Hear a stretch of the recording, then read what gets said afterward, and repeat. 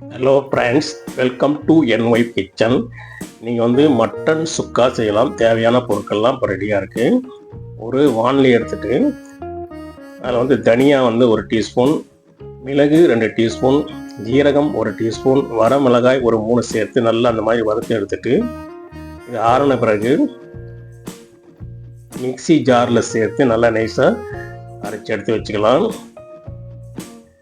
இப்போ நாங்கள் மட்டன் ஒரு 1/2 கிலோ எடுத்துருக்கிறோம். அது ஒரு குக்கரில் சேர்த்துட்டு மஞ்சள் தூள் ஒரு 1/2 டீஸ்பூன், உப்பு சேர்த்துட்டு நம்ம ஏற்கனவே அரைச்சி வச்சுருக்கிற அந்த மசாலாவையும் சேர்த்துடுங்க.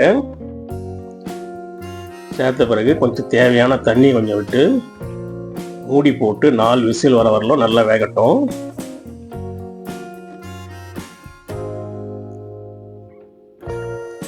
இப்போ மட்டன் நல்லா ரெடியாக இருக்குது. இப்போ வானொலியில் எண்ணெய் ஒரு 2 டீஸ்பூன் விட்டு பச்சை மிளகாய் ஒரு 2 கிள்ளி போட்டு சின்ன வெங்காயம் 1 கப்பு கறிவேப்பிலை போட்டுட்டு இந்த மாதிரி நல்லா வதக்கிட்ட பிறகு சின்ன வெங்காயம் தான் ரொம்ப டேஸ்ட்டு நல்லாயிருக்கும்.